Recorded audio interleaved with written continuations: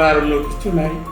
এই মুহূর্তে হাজী আবুল কালামে যে ক্ষতি করছে, যখনই 8.5 তলা কাজ শেষ হয়ে গেল তখন ওই জমির মালিক আবুল কালাম আজাদ করলো কি, এলাকার কিছু সন্ত্রাসী প্রকৃতির লোক নিয়ে তার নির্মাণ কাজ স্টপ করে দিছে। উনি ওখানে যেতে পারেন না, কোনো কাজ করতে পারেন না, এলাকার সন্ত্রাসীরা তাকে ধরে মারে কাটে। যেমন ডেভেলপার রিয়েল এস্টেট উন্নয়ন 2010 এই আইনের মধ্যে যদি বলা আছে কোনো জমির মালিক যদি কোনো ডেভেলপারের সাথে কোনো চুক্তির শর্ত ভঙ্গ করে তাহলে ডেভেলপার কোম্পানির যে ক্ষতি হবে সেটা আর্থিক হোক, সামাজিক হোক, সম্পদের হোক, সেটা সে ফুলফিল করতে পারবে। আমাদের দেশে একটি প্রবাদ আছে, জোর যার মুলুকটা। এই প্রবাদে বাস্তব রূপ মিলে গেল আমাদের এবারের অনুসন্ধানী কর্মে। চলুন আমরা দেখে আসি রাজধানীর কদমতলী থানাতে পলাশপুর 6 নং গলিতে অবস্থিত সেলিম মদিনা কোম্পানি নামে একটি কোম্পানির সাথে যুক্ত হয়েছিল জায়গার মালিক আবুল কালাম।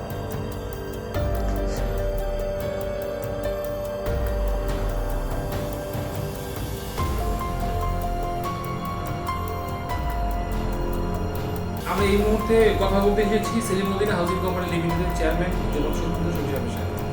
আসুন কেন সে সময় মতো এই সমস্ত পরিবারগুলোকে যারা প্লটগুলো কিনেছেন মদিনা হাউজিংয়ে, তাদের কেন সময় মতো বুঝাই দিতে পারে এই বিষয়ে আমরা সরাসরি তার সাথে কথা বলবো। আমি আমার এই ব্যবসা শুরু করতেছি 19/9/2012 সাল থেকে। এই ব্যবসা আমি সম্পূর্ণ নতুন, আমার আগে কোনো কার্যক্রম হয় না, এটি আমার নতুন হিসাবে আমি কাজ শুরু করি। হাজী আবুল কালামের একটি জায়গা 4.5 কাঠা, ওই জায়গাটা 19/9/2012 সালে আমরা ডেট করি এবং আমার একটা পাওয়ার রেজিস্ট্রি হয়। ওই আমার কাজের সময় দিয়ে 3 বছর, আর ওনারে বলছে যে 2 বছর যে কাজের ডকুমেন্ট, যে প্ল্যান বা কাগজপত্র রাজু করতে সরকারি যত কাগজপত্র আছে সব রেডি করতে 2 বছর টাইম দেখবো। এই 2 বছর আপনি দলিলে উঠা দেন। উনি বলছে না, আপনি দলিলে উঠা লিখবেন, এটা জানা আছে, যেদিন হতে কাজ ধরবো ওই দিন হতে 3 বছর তোমার চলবো, অসুবিধা নেই। আমি হজ করছি, জমাত করি, মাসে তো নামাজ করি, আমার কথা কোরআনের বাণী। এইটাই ওনার আমি সরল বিশ্বাস করতে যাই। আমি 2014 ফেব্রুয়ারিতে কাজ ধরি। কাজ করতে করতে 15 সালের ভিতরে এই হেফাজতের একটা গন্ডগোল, রাষ্ট্রীয় বা বিশাল একটা গন্ডগোল হয়েছে। ওই গন্ডগোলের মাঝে আমি কাজ করতেছি, করাইতেছি।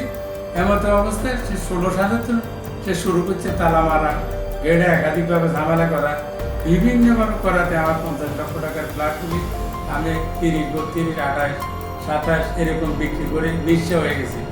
এক পর্যায়ে সে ঝামেলা করতে করতে আসি, যা করতেছে আমি বললাম যে ভাই আপনারা 2 বছর সময় যেটা না এটা আমি জনাব সবি সাহেব আপনার কাছে জানতে চাই যে আপনারা যখন বিল্ডিং কনস্ট্রাকশনের কাজ পুরোপুরি চলছে, হাজী কালাম সাহেব যখন এখানে এসে তালা মারলো, ওই সময় মূল বিষয় মানে ওনার কথাটা কি ছিল? ওনার কথা ছিল উনি যে 2 বছর মৌখিকভাবে স্বীকার করছে, যে ডকুমেন্ট রেডি করতে যে টাইমটা লাগে উনি এটা স্বীকার করে না। উনি কথা তোমার 3 বছর দিচ্ছি, 3 বছরের ভিতরে আমার করতে হবে কাগজের হিসেব কিন্তু আমি বুঝি না। তা আমি বললাম যে কাগজের হিসেব না করলে, কাগজ না করলে তাও নাকি বিল্ডিং বানানো জানি। এই অবস্থায় উনি গন্ডগোল সৃষ্টি করে আমার উপরে গন্ডগোলটা সৃষ্টি করলো এই নিয়ে, এটা নিয়ে সাথে এই বিল্ডিং কনস্ট্রাকশনের কাজটা বন্ধ মানে গেটে তালা তুলে দিয়েছি কয়েকবার। এরপরে যখন আপনি গেটে তালা ঝুলাইলো তখন আপনি এই বিষয়ে থানাকে, স্থানীয় থানাকে জানাইছি, আমি জিটি করছি, থানা থেকে ইনকোয়ারি আসি, ওনারা দেখে গেছে বাস্তবে। তারপরে এবারে আবার কি করলো, সে যাই ডিসি ওয়ারি সাহেবের এখানে যে আমার নামে বিচার দিছে। আপনার নামে বিচার দিচ্ছে? আমার নামে বিচার দিয়েছে। বিচার দেওয়ার পরে ডিসি সাহেব আমার ডাকাইলো। আমি বললাম যে স্যার উনি 2টা ভুল আমার লগে মিথ্যা বলছে। প্রথম মিথ্যা হলো 2 বছরের যে কাগজের সময়টা ওইটা অস্বীকার করছে। আবার দ্বিতীয়তে আমাদের 4 তলা তো 5 এই উপরে 3 ইউনিট করুন এলাকার স্বার্থে, সেটা স্বীকারোক্তি দিচ্ছে। আমার ডকুমেন্ট আছে, এটাও উনি অস্বীকার করছে। আমি তো দেখছি বেচা কিনা করে যখন মানুষের থেকে টাকা নিয়ে বিল্ডিংয়ে লাগাইছি, উনি এটা অস্বীকার করে আমার ঝামেলা সৃষ্টি করছে। আমার ঝামেলা সৃষ্টি করছে। উনি 3 ইউনিট করবে, আমরা দুজনে সমন্বয় করে 3 ইউনিট করছি। যখন বেচা বিক্রি করছে 3 বছর পরে আসে উনি এটা অস্বীকার করছে, না আমার 2 ইউনিটের লেখা আছে, 2 ইউনিটে তুমি কাজ করো, ওটা হইলো না। আমি বললাম যে এটা তো আমরা বিক্রি করছি, আপনার কথা মরছে। আপনাকে বিশ্বাস করে তো এখানে করছি কাজ, বা আমার বিশ্বাস করে কাস্টমার এখানে যে আরেকটা বিষয় রয়ে গেছে সুধাংশু সাহেব, আপনি যে বলেছিলেন যে আপনাকে নাকি রাস্তা থেকে জোরপূর্বক উঠে নিয়ে অজ্ঞান করে এটা ওই যে ডিসি সাহেবের এখানে যে বিচার দিছে, বিচার চলা অবস্থায় ওই মুহূর্তে আমি ডিসি সাহেবের রুমে সেখান থেকে আমার এখানে ডাকে আনি, এখান থেকে আমার ধরে নিয়ে গেছে। আপনার এই অফিস থেকে নিয়ে গেছে? আমার ওই যে বাড়ির সামনে তো ধরে নি, আমার তো অনেক এই সমস্ত কাগজপাতি লেগে নিছে, তারপরে কি লিখে প্রাণে মারিয়ে নেবেরও চেষ্টা নিছে। অল্পতে বাঁচি গেছি, আমার প্রাণে মারার চেষ্টা করছে। এর এক দুই মেয়ে জামা, একজন হলো খোকন, আরেকজন হলো অ্যাসিড, কালা, তার ছেলে এসব ছিল না, কিন্তু ছেলে পরবর্তী এসে এগুলোর লোক অ্যাড হয়েছে। কিন্তু এরা কালা, তার মেয়ে জামাই খুরশেদ আলম, আর অ্যাসিড মেয়ে জামাই, এরা আমার একদম প্রাণে মারার ব্যবস্থা নিছে। পরে এখান থেকে নিয়ে এক জায়গায় আমার দলিল করে নিয়েছে যে কালামের জায়গায় ফ্ল্যাট না দিই, কাস্টমারের কাছে বেশি কাস্টমারের এটা বুঝাইতে পারে না, তখন এটা গরু রোডের মতন একটা সৃষ্টি গেছে, আমার সব কিছু লুট লাটে গেছে। আর আমার এই যে কোম্পানির এখানে পুরো বিল্ডিংতে লাগা 3 জনের জায়গা, একজন হইলো কালাম, একজন হইলো একজন প্রচুর করে শাকান্ত মিয়া, 3 জনের ভিতরে 10 জায়গায় আমার কোম্পানির 42টা ফ্ল্যাটের ভিতরে 27টা ফ্ল্যাট মালিক, আমি 13টা 14টা বিক্রি করছি। এই কাজগুলো আমার করতে না দিই, আমার সমস্ত কার্যক্রম বন্ধ করেছে। এই জবরদস্তি যখন কার্যক্রম বন্ধ হয়, এতে আপনার এই যে সেলিম মদিনা হাউজিং কোম্পানি আনুমানিক কত টাকা ক্ষয়ক্ষতি? প্রায় 10 হতে 12 কোটি টাকা খরচ হয়েছে, ক্ষতি হয়েছে। এবং সে জোর পূর্বে আমার ব্যাপারে কোনো থানা কমপ্লেন করে না, কোর্টে কমপ্লেন করে না, কিচ্ছু করে না। আমি সুযোগ সুবিধা পাবো, টাইম পাবো, সব কিছু পাবো, আমার সময়ের ভিতরে যে কন্ট্রোল করি, আমার ল্যান্ড সব বন্ধ করি। ব্যবসায়িকভাবে একদম আমাকে বিরক্ত করে দিয়েছে। মার্কেটে আমি ট্যাক্সিলিপ দিচ্ছি, আদার বিভিন্ন জন থেকে বিভিন্ন তার জানা করছি, মানে অভিযোগ করছি। ডিসি সাহেব আজাদ সাহেবের মাধ্যমে ফ্যাক্টরি পরীক্ষা নিতে হবে আমার 11 মাস করে আমি মৃত্যু যে কালামের যেটা দিচ্ছে এটা মিথ্যা। কালাম সাহেব যিনি অভিযুক্ত করে এটা আপনার নির্দোষ বলে প্রমাণিত হলো। এরপর পরবর্তী পদক্ষেপ আপনি নিলেন হচ্ছে ইয়াতে, আমি আমার মাননীয় স্বরাষ্ট্রমন্ত্রীর কাছে গেছি, আমার এগুলোর তুলে দিচ্ছি, আমার এলাকার এমপি সাহেব দেখছে, ডিসি সাহেবও দেখছে, এখন তো সবাই আপনার পক্ষে রায় দিল। এতগুলো রায় আপনার পক্ষে থাকার পর আপনি এখনো অব্দি এই কোর্টগুলোকে শেষ করতে পারলেন পারি না। আমি আমার সর্বমোট 42টা ফ্ল্যাট 3 জনের জায়গার 3 জনের ভিতরে, এখন 27টা আমি মালিক। বর্তমান আমি যে অবস্থায় আছি, আমার পরিবার পরিজন নিয়ে এই যে ব্যবসা বাণিজ্য যত কিছু করছি, এই মুহূর্তে আমার যান নিয়ে ভীষণভাবে আমি ক্ষতিগ্রস্তর মাঝে আছি। না রোডে গাড়ি চলতে পারতেছি, না একজনের দেখা করতে পারতেছি, না কেন একজনের দেওয়ার মতন কোনো পরিবেশ রাখছি, না কাজকর্ম করতে পারতেছি, কোনোটাই পারতেছি না। এই মুহূর্তে দেশনেত্রী শেখ হাসিনার কাছে আমার এই আকুল আবেদন, আমি যাতে ওনার উসিলায় আমার এই সুষ্ঠু সমাধানের একটা রাস্তা পাই বা একটা প্রতিক্রিয়া পাই, উনি যাতে আমার এই দৃষ্টিতে একটু খেয়াল করে, এটাই ওনার কাছে চাওয়া বাবা, আমার আর অন্য কিছু নাই। এই মুহূর্তে হাজী আবুল কালামে যে ক্ষতি করছে, এ ক্ষতির ভাষ্য আমি দেওয়ার কোনো মুখ নেই। এটা কঠিনভাবে আমার সে ক্ষতি করছে। তার এই যে রূপ, তার যে চলা, তার যে লেবাস, লেবাসের উপরে সে আমার দুর্বলতাটা নিয়ে আমার এই ক্ষতিটা করছে। এটা আমি এককভাবে উপরে আল্লাহ মাননীয় প্রধানমন্ত্রীর কাছে আমি এটা চাইছি, যেন এটা যা ওনার কাছে যা, বা উনি যাতে এটা পায়, এটাই আমার চাওয়া, কিছু। সেটা হলো সেলিম মদিনা হাউজিং এর সাথে আর জমির মালিক যে আবুল কালাম আজাদের সাথে যে দীর্ঘদিনের যে জটিলতাটা বেঁধে আছে, সেটা হলো মূল জিনিসটা হলো যে ওই জমির মালিকের সাথে এই মদিনা হাউজিং এর যে চেয়ারম্যানের সাথে যে লিখিত কন্ট্রাক্টটা, সেই কন্ট্রাক্টের মধ্যে বলা আছে যে এখানে একটা বহুতল ভবন হবে, সেই ভবনের 60% মালিক হবে ডেভেলপার কোম্পানি, আর 40% মালিক হবে জমির মালিক আবুল কালাম আজাদ সাহেব। এবং ওই ভবনের যে রাজধানী উন্নয়ন কর্তৃপক্ষ থেকে যে প্ল্যানটা করেছে, রাজুকের যে প্ল্যানটা করেছে, সেই প্ল্যানের মধ্যে বলা আছে যে প্রতিটা ফ্লোরে দুটো করে ফ্ল্যাট হবে। তো উনি যখন ওই প্ল্যানের উপরে এবং ওই কন্ট্রাক্টের উপরে উনি যখন এটার মধ্যে ভবন নির্মাণ কাজ শুরু করে, তখন যখন 4 তলা পর্যন্ত হয়ে যায়, তখন ওনার যে পোর্শনগুলো উনি বিক্রি করার জন্য বিভিন্ন আগ্রহী ক্রেতাদের কাছে যখন উনি চেষ্টা করে, তখন ওই ক্রেতারা দেখে যে ফ্ল্যাটের সাইজগুলো অনেক বড়।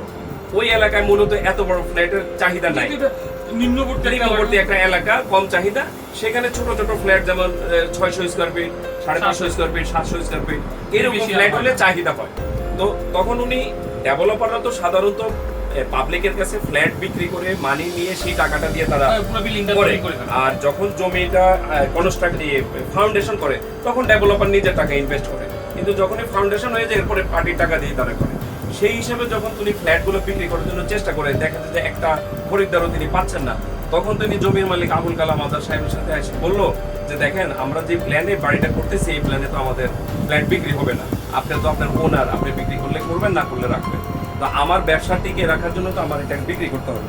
তখন বললো যে কি করা যায়, তখন ওনারা বললো যে আমরা দুটো ফ্ল্যাটের পরিবর্তে 3টা করে ফ্ল্যাট করি এক এক করে, তাতে আপনারও দুটো ফ্ল্যাট বেশি হবে, দুজনে একটা আন্ডারস্ট্যান্ডিং করলো।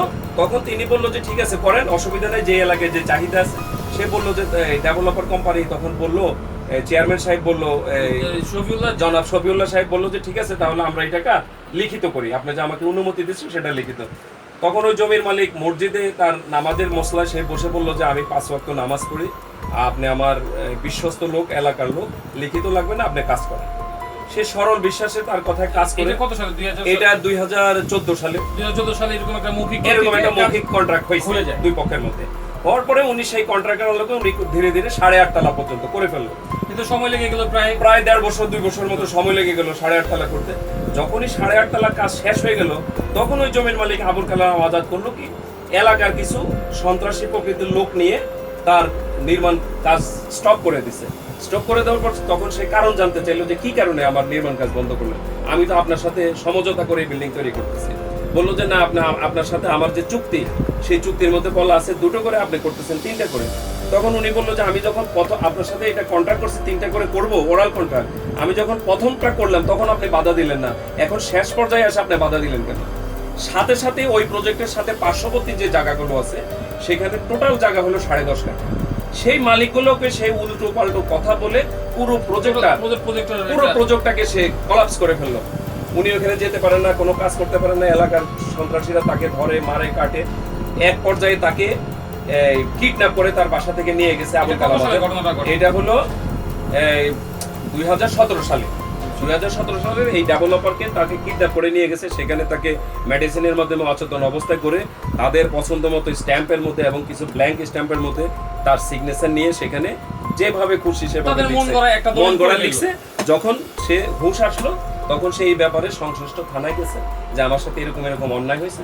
থানা কর্তৃপক্ষ তার জিডি গ্রহণ করলো, গ্রহণ করে তদন্ত করে এটা সত্যতা পাওয়া গেল। করতে করতে এটা নিয়ে উনি দৌড়াদৌড়ি করতে মিনিস্টার লেভেল পর্যন্ত গেল। সেখানেও উনি এই যে এত দৌড়াদৌড়ি, এত চেষ্টার মানে ত্রুটির কোনো শেষ রাখে নাই মদিনা হাউজিং কোম্পানির চেয়ারম্যান শহীদুল্লাহ সাহেব। উনার দুর্বলতা কি? শহীদুল্লাহ সাহেবের দুর্বলতা আসলে উনি যখন আমার কাছে 4 বছর আগে এই ঘটনাটা নিয়ে আসে, তখনও আমি ওনাকে বলছি যে দেখেন, আপনার ফেভারে আইন আছে, আপনার ফেভারে আইন আছে কি, আইনি কোনো প্রক্রিয়ায় যাচ্ছেন বা আইনি কোনো সহযোগিতা পাবেন কিনা? হ্যাঁ, আইনি ব্যাপারে যেমন ডেভেলপার রিয়েল এস্টেট উন্নয়ন 2010, এই আইনের মধ্যে যদি বলা আছে কোনো জমির মালিক যদি কোনো ডেভেলপারের সাথে কোনো চুক্তির শর্ত ভঙ্গ করে, তাহলে ডেভেলপার কোম্পানির যে ক্ষতি হবে সেটা আর্থিক হোক, সামাজিক হোক, সম্পদের হোক, সেটা সে ফুলফিল করতে বাধ্য। মানে এটা কি আইনে উল্লেখ আছে, দোনো পক্ষের জন্য আছে। ডেভেলপার যদি ক্ষতিগ্রস্ত হয় তাহলে জমির মালিকও দিতে পারতো, যদি জমির মালিক ক্ষতি হয় তাহলে ডেভেলপার দিতেও পারতো। যে আপনি জায়গার মালিককে চিনেন? হ্যাঁ চিনি তো, কালাম সাহেব। কালাম সাহেব, হ্যাঁ, ও দাড়িওয়ালা। জি জি জি জি জি। উনি কেমন মানুষ? হ্যাঁ, উনি তো আসলে লেবাসদারি একটা খারাপ লোক, শয়তান মানুষ। ওনার কথার কাজের কোনো মিল থাকে না। আজকে দীর্ঘদিন যাবত ওনাকে দেখতেছি, যেহেতু আমি ওনার এলাকারই বাড়িওয়ালা। আপনি বাড়িওয়ালা? হ্যাঁ, আমি বাড়িওয়ালা। রোডের বাসিন্দা? আপনার কালাম সাহেব চিনেন? হাজি কালাম সাহেব, দাঁড়িয়ালা, নোয়াখালীর।